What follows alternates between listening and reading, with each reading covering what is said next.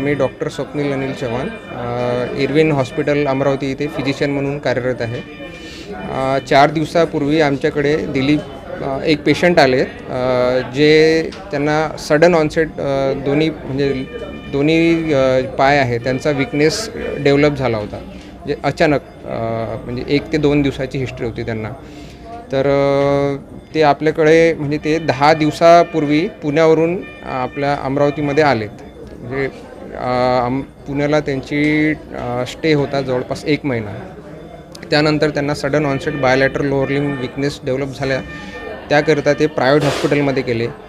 तिथे त्यांना suspected GBS म्हणून पहिले MRI वगैरे केला आहे. त्यांचा MRI बॅक आणि जे आवश्यक चाचणी आहेत, नर्व कंडक्शन स्टडी वगैरे केलं.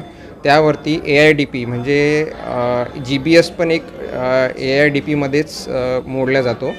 तर सस्पेक्टेड GBS म्हणून त्यांना आपल्याकडे रेफर करण्यात आलं. तर आपल्याकडे आल्यानंतर आपण त्यांची CSFची चाचणी वगैरे केली आणि स्टूल सॅम्पल कॉम्पायलोबॅक्टर जेजुनी बॅक्टेरियासाठी आपण असे काही इन्व्हेस्टिगेशन केले. तर क्लिनिकली आणि जे NCS आहे त्यावरून आपण पेशंट मोस्ट लाईकली GBS आहे असं आपण सस्पेक्ट केलं त्यांना आणि IV इम्युनोग्लोब्युलिन्स त्यानुसार आपण त्यांना चालू केले. आजचा डे 3 आहे इम्युनोग्लोब्युलिन्सचा. पेशंट आपल्याकडे आले तेव्हा त्यांचा लोअर लिम्बचा पॉवर जो आहे तो 3 होता.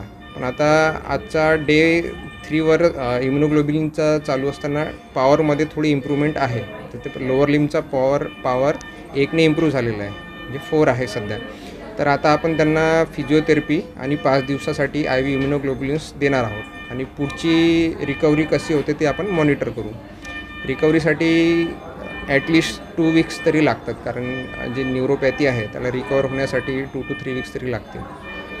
तर बघू आपण त्यांचा क्लिनिकवर कोर्स कसा आहे आणि त्यानुसार पुढची ट्रीटमेंट आपण मॉडिफाय करू. ठळक घडामोडींसाठी देशोन्नती न्यूज चॅनलला सबस्क्राईब करा आणि बेल आयकॉन प्रेस करा. मुंबई, पुणे, नागपूर, मराठवाडा असो का विदर्भ, राजकीय, सामाजिक, शैक्षणिक क्षेत्र असो का क्रीडा, सर्वच घडामोडीचे विश्लेषण पाहायला विसरू नका.